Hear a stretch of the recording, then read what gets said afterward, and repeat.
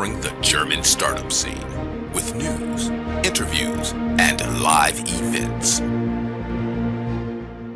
Hey guys, welcome to the second part of the interview with Zinn, the longest serving Silicon Valley CEO with German roots. We originally intended this to be a one-piece episode, but after we have been recording for 50 minutes of very awesome interview, we decided to pack the second half into its own piece. So let's get right into it. And Ray, welcome back.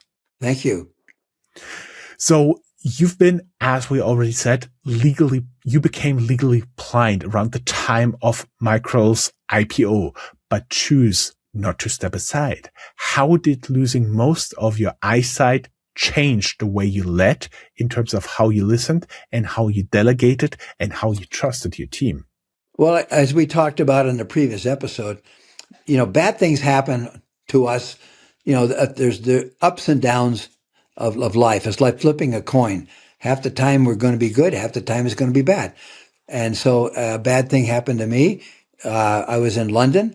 I was on half of my roadshow to go public, and I lost my eyesight. It was a blood clot in my eye, like a stroke in your head. If people know what strokes are, I had a stroke in both eyes. And as a result, it damaged the retina and I became legally blind. I can still see okay. It's just that I don't see definition. In other words, I can't drive because I can't pass the eye test. And so it's difficult to read. I have to use a magnifier to read, print. So when that happened to me, it was very sudden. It's like a stroke, it happens very quickly and the damage is done very, very quickly. And so my board said, how are you going to run the company if you can't see? And I said, that's a good point. And I had to think about it. And because of my determination and my undaunting desire to succeed, a few days later, I went back to the board and said, I think I can continue. I'll have to do things different. And so whenever you have a change, it's called pivoting. I don't know if there's a word for that in Deutsch. What is it? What's pivoting in Deutsch? In startup circles, they also use the word pivot. Okay, so I had to pivot, if you know what I mean. I had to depend on a different set of senses to help me run the company. But as it turned out, now this is kind of strange. It actually improved. My pivoting caused an improvement because I had to listen more. One of the problems that chief executives have is listening, because they think they're so smart. They're the brains. They're the top person, and so they stop listening and they do more talking and telling than they do listening. So I had to become a better listener and help my memory. My memory improved 10 times over it was when I was fully sighted. So with better memory and my listening skills improving, really allowed me to pivot to become a better CEO, a much better CEO. I became more dependent on other people, and so that's good, right? That's the way you grow is because the more you're dependent on other people, the more you love and respect them, because of the fact that they're helping. And my employees, if you have an older elderly person crossing the street, you want to go and help them. You want to help them across the street. And that was the same thing when I became blind. People wanted to help me because they saw that I was willing to work with my handicap. And so they said, oh, let's go help the boss. Let's go help Ray, and that helping made the company stronger, because now all the employees started helping each other. And so it was that going blind and depending on other people that actually caused everybody to want to help each other and jump in and make things work. So that's why it became, actually, I became a better CEO after losing my eyesight. Now, I'm not telling everybody to go out there and lose their eyesight to become a better person, but find out ways that you can take this experience that I've had and find some way to handicap yourself as you would to get others to want to help you. Maybe you shut your mouth more. Maybe you listen more. Maybe you're more observant. Maybe you just walk around and talk to people and try to understand their problems and issues. And so, I'm not suggesting everybody go out and put their eyes out, but certainly it's like that. You can say, okay, how can I handicap myself so that I can become a better person? If that makes sense. That would actually be a good topic for your next book. Yeah. Well, recently, the U.S. won both the women and the men's hockey. They got the gold medal, and they weren't expected to. They were considered to be underdogs in that. They hadn't won since 1980, and yet because they were considered to be underdogs, they worked harder. They worked together, more of a team effort. And so I think that concept works in our discussion today. Is that don't be so proud of yourself. Don't be so get uppity as you would in your relationship with other people. Try to put yourself on their level, and you'll be surprised how much they will work together. There's no I in team. TEAM is the way you spell it, not TIEAM. You want to be more caring, because the prouder you get, the more you win, and the more you become so proud of yourself is when you fall. The higher you go, the further you fall. And so, don't get so uppity in the way you run your company. Consider yourself just one of them. And don't let your ego destroy your ability to work with people. And so when I lost my vision, I gained more empathy. I gained more loving consideration for people. Again, I'm not professing that everybody go poke their eye out or whatever, but it's just that, if you can somehow or another come down a level, come down, not pump yourself up to be set this holier than thou person, you're going to have a much more successful company. You guys at Micrel had a famously unusual no swearing policy and a culture described as almost spiritual. Work as an extension of home. How did you translate that philosophy into actually hiring decisions, performance reviews, and daily management rituals? Because it's very, very cheap to have this on a PowerPoint, have it somewhere written down in the reception of your company, but it's very, very hard to really live it. That's a good point. So,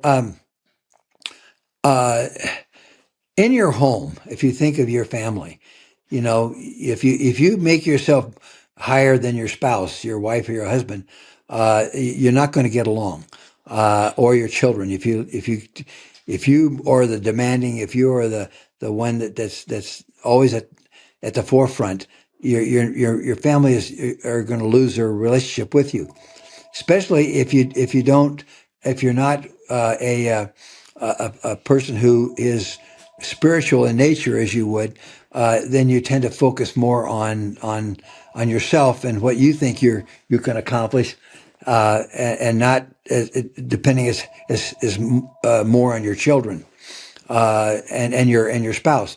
So we said that we wanted no swearing, no vulgar language, and we wanted to be respectful. We wanted to thank people rather than answering the phone and say, hello. We say, how can I help you?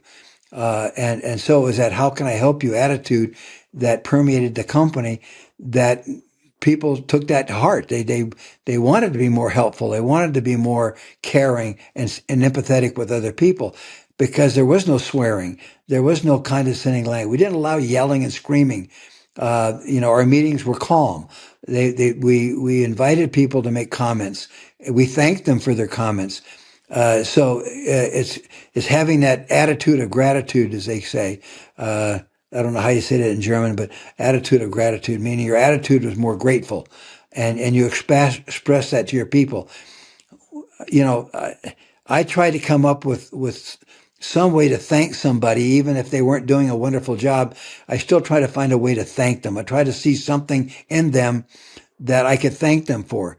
Like, I appreciate the way you're dressed today. I appreciate the way you keep your office clean, or I appreciate the way that you treat other people. I try to find something to thank them, even if they're not doing a great job. I still try to find something good that I can say. So that was the key to having the culture that we did.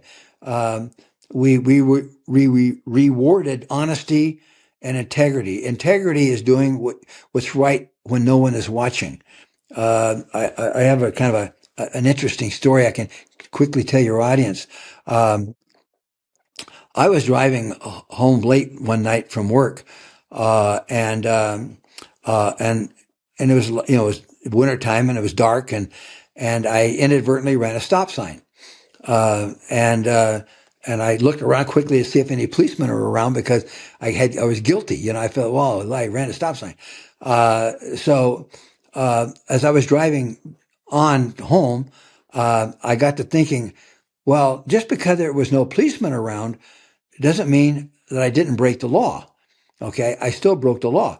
So I got on the phone when I got home and I called the police department and told them that I had run a stop sign and that how much was the ticket going to be for my punishment for running the stop sign.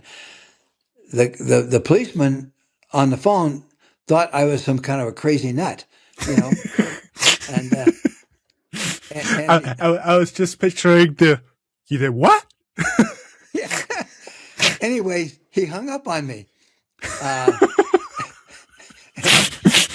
but I honestly was willing to pay for the. I was thinking about, well, how can I write a check? Is there any way I can find out? And I'll just go down there and I'll just put it on the desk, But I couldn't figure out how to do that. But at least I felt good about admitting that I had done something wrong and was willing to pay the price for it.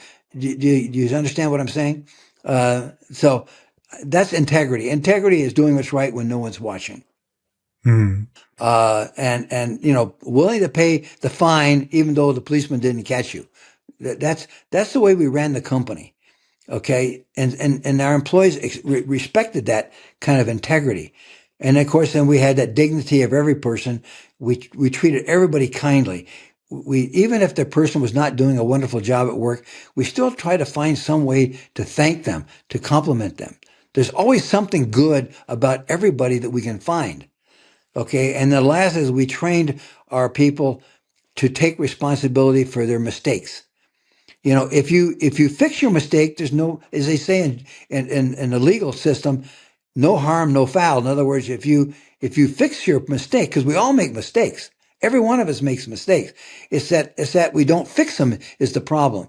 If you fix your mistake, then you have no regret, because you repaired it. Everybody makes mistakes. We will all have to come to grips with the fact that we're not perfect. We do make mistakes, but fix them. Fix your mistakes. Don't let them linger on. Hmm. Hmm.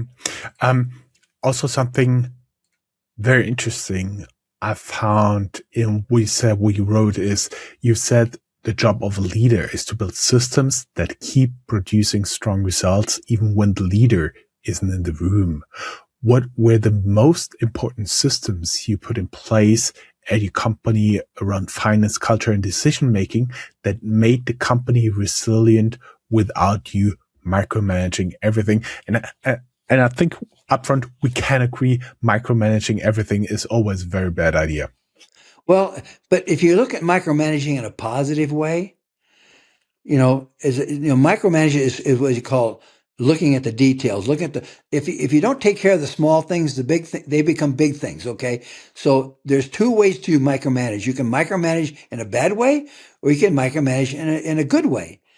So looking at the small details is what I call micromanaging, as opposed to the bad one, which is chewing people out, always looking over their shoulder and forcing them to do right, as opposed to letting them want to do right. Okay. That's micromanaging in a good way, is by not letting the little things become big things. Okay. So let's look at micromanaging both ways. It's in my book that I talk about in Essential Leader. Looking at the good part of micromanaging as opposed to the bad part. So now back to what you were talking about. So we held these meetings with our staff every Friday. And by doing that, we taught them how to hold a good meeting, because they're going to have to go hold meetings with their group, with their employees, with their people that work for them. And so we taught them how to hold a good meeting. And that's what we did by meeting every Friday, is to show them we had taught them how to do motivational talks, because we rotated around the room. We had about 30 people that came to that Friday meeting. We rotated around the room of people giving a talk on motivation. And so here now they're learning to be motivating in the way they talk to people. So because they're taught how to motivate. And so it's that teaching correct principles. That's how you do it. Because then it spreads down through the organization. If they know how to hold good meetings, if they know how to motivate their employees, that's the key to having employees retained, wanting to stay. And they could see that in our meetings, we didn't allow vulgar language. We didn't allow talking down to one another. And so that's how I did this, by teaching and setting the example. Hmm. What made you decide that now was the time to write The Essential Leader, and how does this book go beyond tough things first in terms of what an investor and a board member or a founder can actually do differently on a Monday morning? And by the way, I have to share a little story here with you. I have a friend with whom I get online like an hour every Monday, and we call it the hour of the skunk. So we force each other to do the stuff we don't want to do, like sales calls, tax filings, and all that stuff. So I kind of feel like this is something like this, a part of the same idea, like tough things first. Yeah, say eating that ugly frog first thing every morning. As you call it, the skunk talks, the stinky things. So the important thing is, if you look at tough things first, I wrote this book, and then I asked my staff, how should we title it? And Dr. Lynn, who ran one of my divisions, he says, I would call it Tough Things First. And so they all said, yeah, that's the right title, because most of the book talks about doing the things we don't like doing and doing them well. Discipline, that's what discipline is. Discipline is doing what you don't like doing and you do it well. I learned to love the things I hate. And I know that sounds crazy, but I try to, if something I don't want to do or don't like to do, I keep doing it until I like doing it. So Emerson, in his poem, says, that which we persist in doing becomes easier. Not that the nature of the task changes, but our ability to perform it becomes better. So if you learn to do something you don't like doing and doing it well, then that's discipline. That's doing the tough things first. There's no good athlete that doesn't do tough things. Practicing and scrimmaging and working out, that you do as an athlete. Those are the tough things, because playing the game is only a very small fraction of becoming a good athlete. The most of becoming a good athlete comes around doing the things they don't like doing the tough things, exercising and working out and eating right and doing all the things you don't like to do. And if you learn to love it, you'll become a good athlete. And so good athletes have learned to love the things they hate to do. Whether you're a student in school, whether you're a parent, whether you're a CEO or an employee of a company, learning to love the things you hate to do makes you a better person. and because otherwise you procrastinate, and procrastination is how do you say that in German? Procrastinate. I'm trying to remember the word, but anyway, it's you tend to put off things that you don't like to do. You say, "Oh, I'll do it later," and that's a concept that you really want to overcome is procrastination, because if you put off things you don't want to do till later, they become big things. If you have a leaky faucet and you don't fix it, it's going to cause you more damage. You want to fix it right now before it causes some damage. And so fixing and dealing with things you don't like doing, and learning to love to do it is what I do. My kids call me Mr. Fix It, because I'd rather repair something than to buy a new one. Why? Because I learned discipline. I learned to take care of the problem and repair it, and not just, so I'll go down and buy something. I'll go down, or I'll call somebody, a plumber. I'll call somebody come and fix it. I don't do that. I try to fix it myself first. Then I call somebody. So that's the key. And so that's what Tough Things First was all about. So then I had somebody ask me, have you ever thought about what makes a good leader? And I thought, well, that's a pretty common name, good leader. So I said, well, now you can become a good leader, but maybe not do essential things. And there's so the essential aspect of being a good leader is what I wanted to focus on. And so I had 10 principles that I focus on to become a essential leader, not just a good leader. We can think of people who are well respected around the world, but they're not necessarily good leaders. They maybe they're feared, maybe they're financially well off. They've done well financially, but that doesn't mean they're a good leader just because they're financially good, or they're feared as a leader. And I did not want to be feared. That was one of the major principles that I talk about in the book. Is not, you don't want to be a fearful leader. You want to be a loving leader. And so that's why we wrote the book. The Essential Leader is to focus on what's essential about being a good leader. When you've been talking about not being feared, my first thought was, Machiavelli would have disagreed with you, but that's a completely different story. If you look at today's crop of startups and scale-up CEOs, where do you see the biggest gaps compared to your 10 essentials? Which skills are in dangerously short supply right now? I would say probably in the way we treat our employees. I think I had. I shouldn't tell this story, but anyway, there's a person that I respected. He was a leader in a very prominent company, and I asked him, why he decided to leave, and he said, well, because they don't respect their people.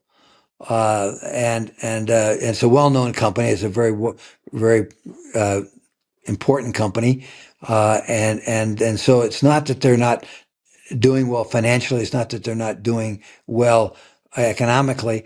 It's just that it's not a good place to work, because they didn't treat their people correctly. We know a lot of companies that are doing well financially and economically, but they're not.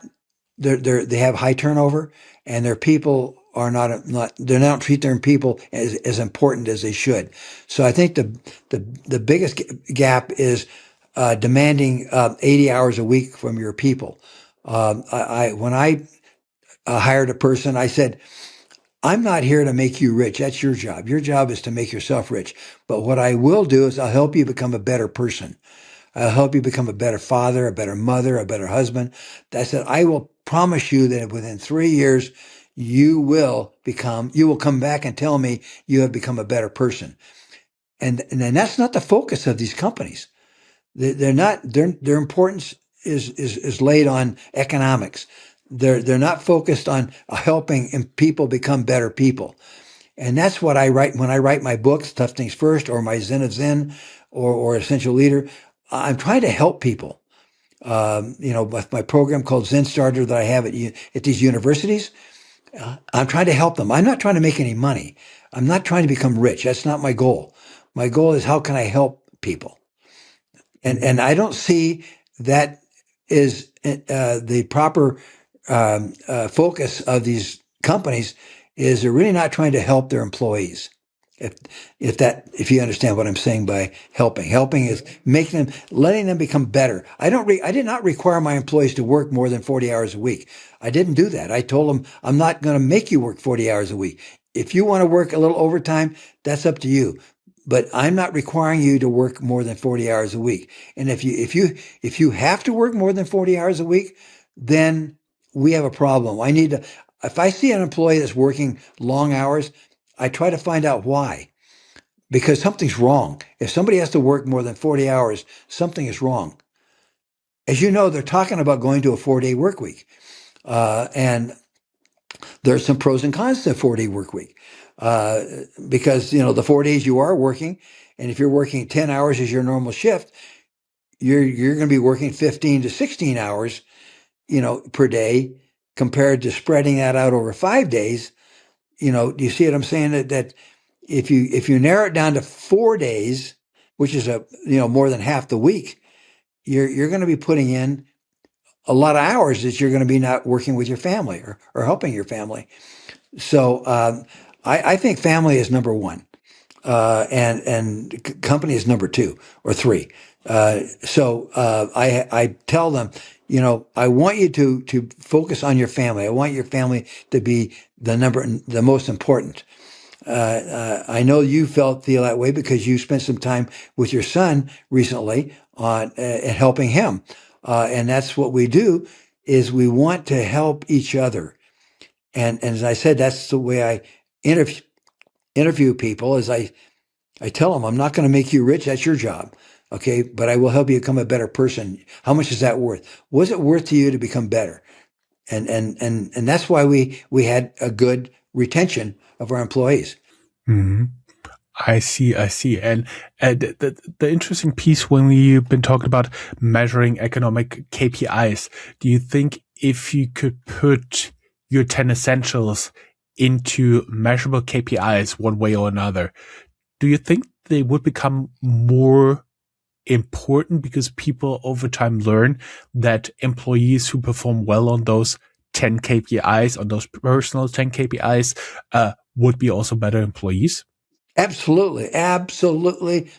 I will promise your listeners that if you incorporate those 10 principles and get those ingrained in your people, I guarantee you will be a successful company. Hmm. You're also podcaster, something I really like. And on your podcast, you've discussed AI and leadership, mental toughness, and decisions under pressure. As AI takes over more data and analyzes, what becomes more important, not less, about human leadership? Again, if you focus on the individual, make sure that you're incorporating AI is not inhibiting your ability to help that person become better. That's the key. Part of housekeeping is cleaning the floors, and being able to keep your home clean. And my wife used to have to use a mop and a vacuum cleaner and a broom, and now we have a little robot that runs around and does it. Now she can focus on more important tasks. Okay, so she spends more time on the phone with my children. She spends more time helping me. She doesn't have to worry about sweeping the floor. And so AI can be good to help reduce the tasks that we do on a daily basis. For example, at one of the banks that we deal with, my wife and I, they pay our bills. So my wife used to spend, 3 or 4 days each month just paying the bills. And she didn't have time to focus on the family.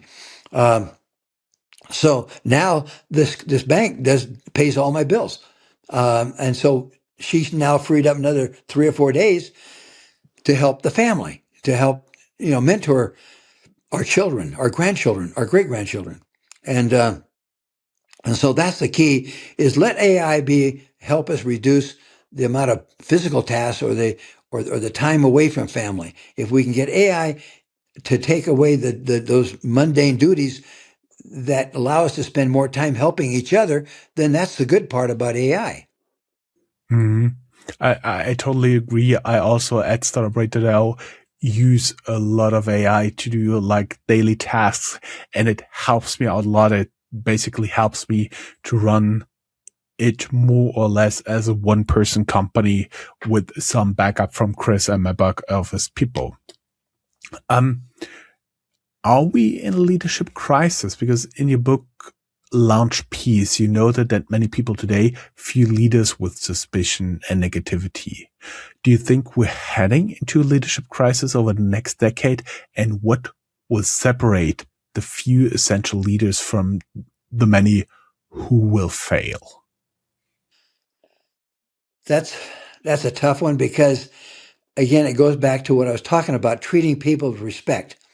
You may disagree, but you don't have to be disagreeable.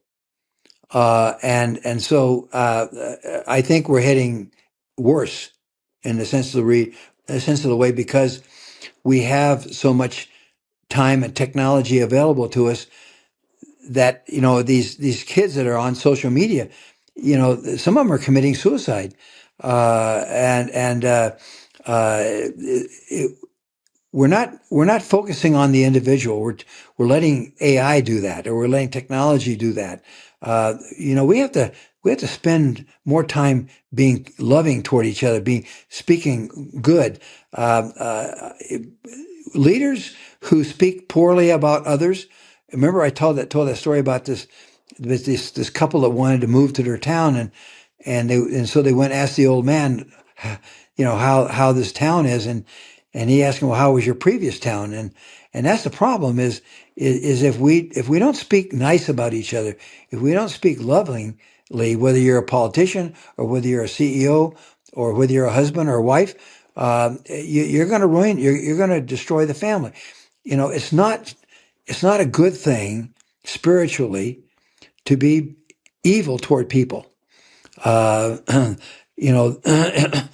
which does not uplift is of the darkness. Okay, so you want to be uplifting in what you say. You don't want to be degrading in what you say.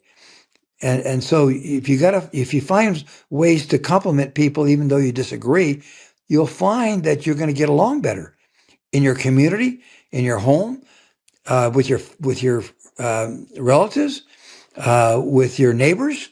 Find some way to be complimentary, to express appreciation. That's the key, and I don't see us going in that direction. Hmm. Hmm. Hmm. Let's talk a little bit about your contrarian take, because you've seen a lot in the time you've been in Silicon Valley. You've always been a contrarian there. Bootstrapped when others took VC, prioritized profit when others prioritized growth, people when others prioritized valuations. What is your most controversial opinion today about the way startups are funded and run that you think most of the ecosystem still gets wrong?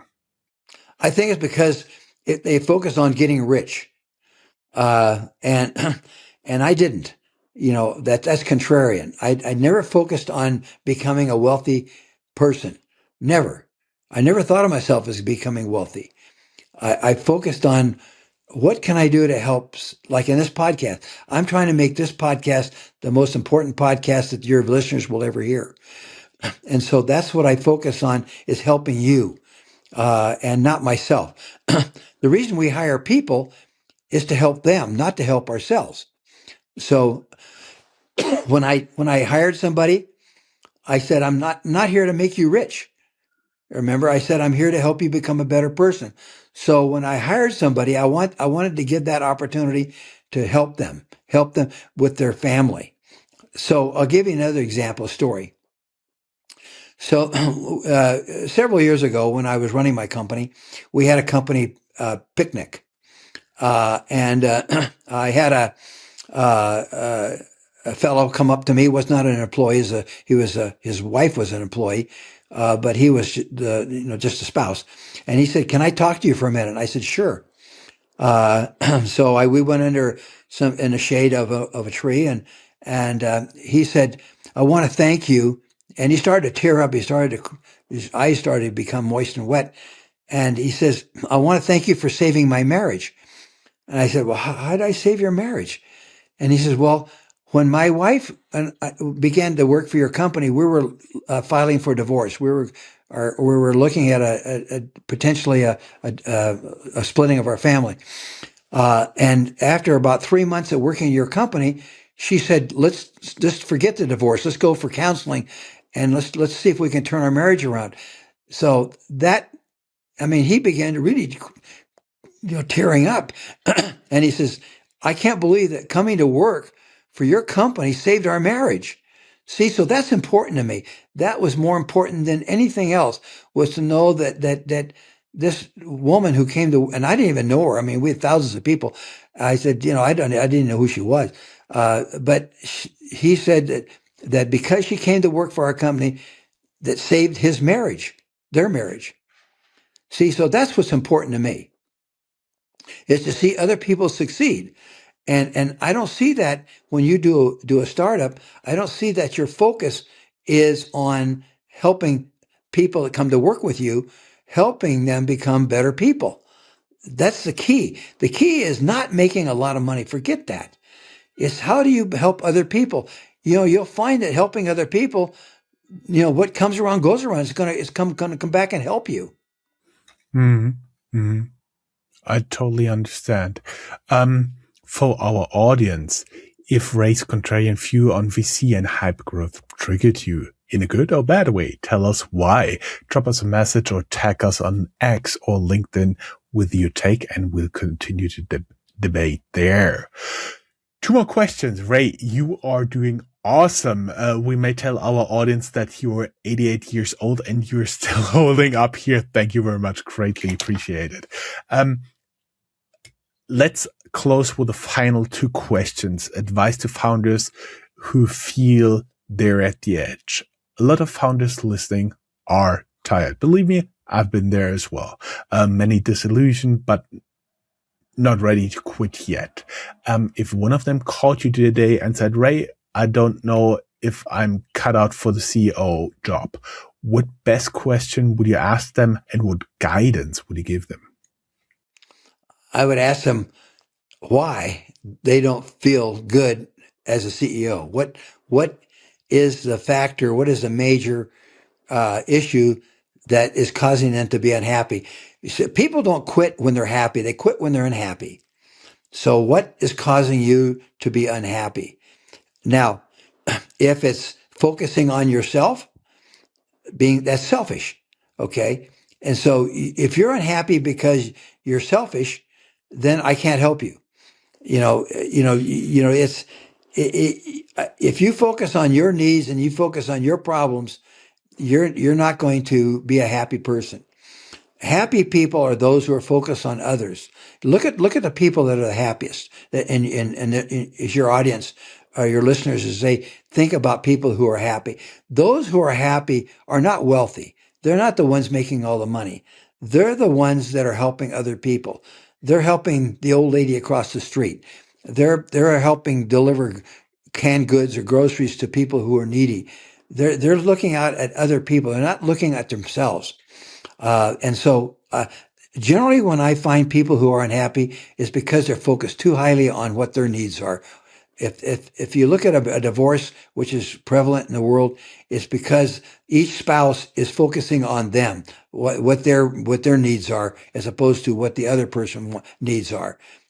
In my marriage, I've been married 65 years, and in my marriage, I put 100% of my effort into my wife, and she puts 100% of her effort in on me. And together we make a good team, because she's not worried about what she wants. She's more worried about what I want. And me the same way. I'm worried about what she wants and not worried about what I want. So I would say if you're unhappy, it's probably because you're thinking too much about yourself. Mm-hmm. Mm-hmm. As a closing questions, I think it's a thought experiment. When we look back in 20 years, what do you hope people will say changed because of the essential leader in how investors choose CEOs and how founders choose to lead? When we start looking outward rather than inward. And so when you start seeing these leaders talk more about how good a people they have, how good their employees are, as opposed to how good their product is, that's when I know things are improving or going in the right direction. So focusing outward rather than inward. We've talked about that for the last couple of hours. Is where is our focus, outward or inward? If you're focused inward, you're a miserable person. If you're focusing outward, you're going to be very happy. I think, Ray, that are closing words. Vielen herzlichen Dank. Thank you very much. With such a pleasure having you here, especially not only the longest serving CEO, also somebody from semiconductors with German roots and who has seen such a lot in Silicon Valley. Thank you very much. With such a pleasure. Vielen Dank für alles. Gern geschehen. Have a good day. Bye bye. Bye bye.